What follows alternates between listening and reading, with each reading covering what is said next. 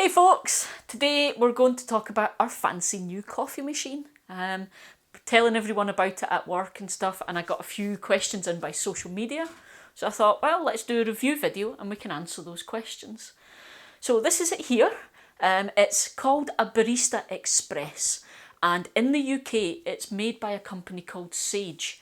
But when we were thinking about buying one, we did a bit of research online and watched videos like this, and we discovered that in other countries around the world it's called Breville.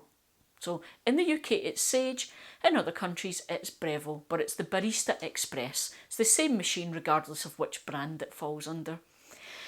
For this type of machine, it's about the midway point, but just to warn you, it cost us just under £600, which I know for a lot of people is a lot for a coffee machine, but trust me, we have not regretted that at all. It makes absolutely fantastic coffee, and my glorious wife Kate, who's the coffee drinker, absolutely loves this machine. She doesn't regret the price at all. So very quickly, let's try and take you through the machine and how it works, and I'll tell you some of the good points and some of the bad points. So the first thing, I don't have any water in this, so I'll need to put some water in, and the tank is at the back. But what I like about it is it's dead easy to access. There's a little handle that flips up and lets you then take the tank off. Nice and easy. So you just go, fill it under the tank, fill it under the tap, put it back on, and you're good to go. So let's get some water. Okay, so we've got our water. On the side there's a minimum and maximum mark, so you know how much water to put in and when you have to add water. And to put it back,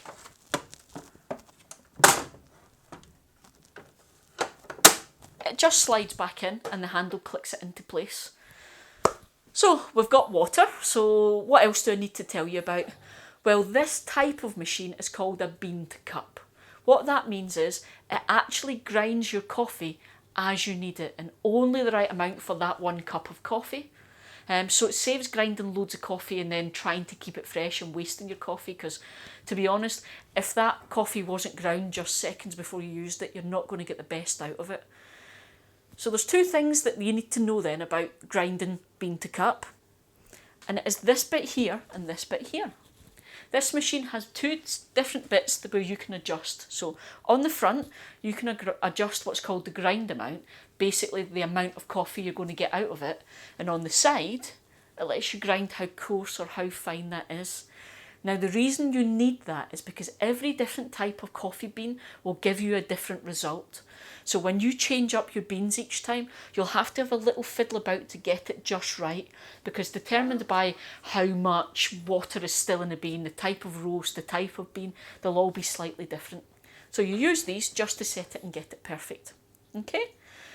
So the other thing to talk about, because we're talking about the perfect coffee, is it has this gauge on the front.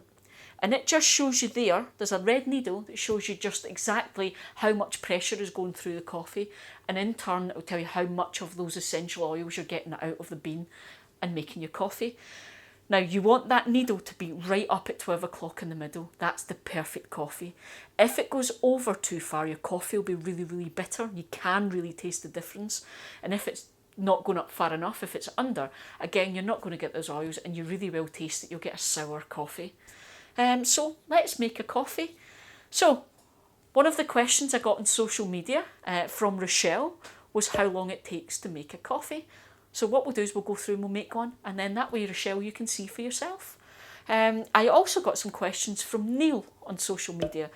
Neil was asking just general questions about the machine and its build, and is it worth the money. So talking about its build, basket. Standard basket you get with all your coffee machines. One of the things that I was really pleased was picking up this basket. It feels solid. It's got a good, heavy, solid weight to it. Much like the baskets I used to use when I was actually a barista making coffees in the coffee shops. So that is a signature of a really good made coffee machine. But also I'll show you later on another feature that shows you how well built it was. So to get your coffee, it goes in here. Now, there's a little sensor at the back, so when I press that in, it will start to grind the coffee, okay? Something I have learned, you can see there's not a lot of space here, So when it grinds, it puts it all in a mound in the middle, and it's really easy to then take the basket out and knock the coffee out.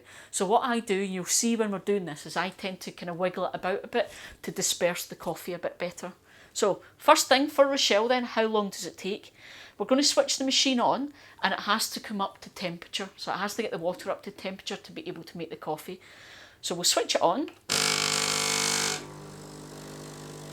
and you'll see the lights were flashing. Okay, you have to wait on the lights to all come on and not flash, and that's when the machine's ready. So next thing is we need some coffee.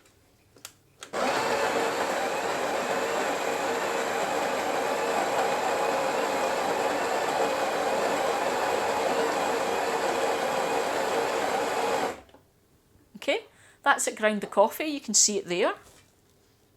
So we take it out. Now, here's some tips I've learned over the years. First thing, just use your hand. If you can, try and get that coffee in the centre, okay? Because the next thing we're going to do is just give it a tap.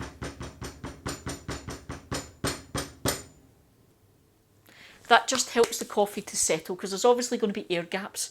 And the next thing you do is called tamping, and we use this, okay? That's your coffee tamp. And that's what we use to press the coffee down into the basket. Now this is one of the little features I like. It lives there. It's got a magnet on it.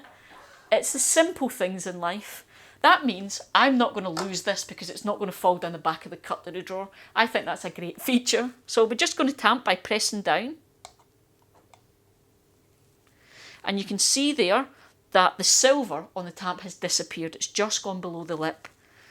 That's how you know you've got the right level. Okay, now if you've never tamped a coffee before, I'll just put this back.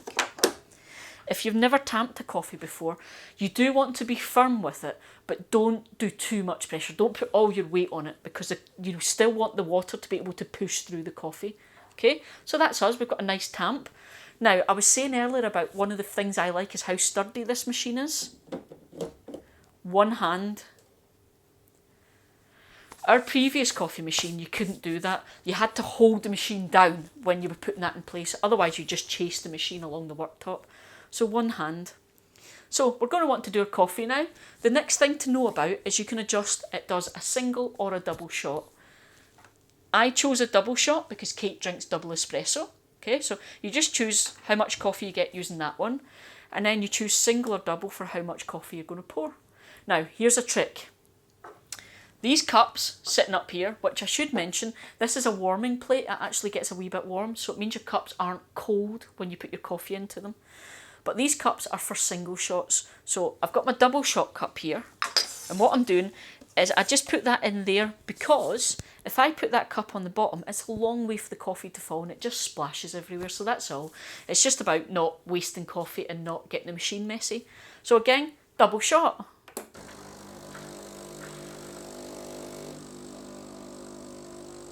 Now what you'll see, it takes about 20 to 30 seconds to pour the perfect espresso. So we can see here, the needle's gone all the way up into the middle. It's a nice 12 o'clock. So that's getting all the goodness out of the coffee. But also, you'll see it's a nice, thin, steady stream. And that gives you your nice coffee with your nice crema layer.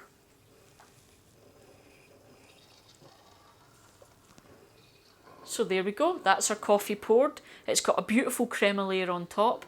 A nice double espresso shot, perfect amount. Job's a good one. There you go, Rochelle. That's how long it takes to make a coffee with this machine.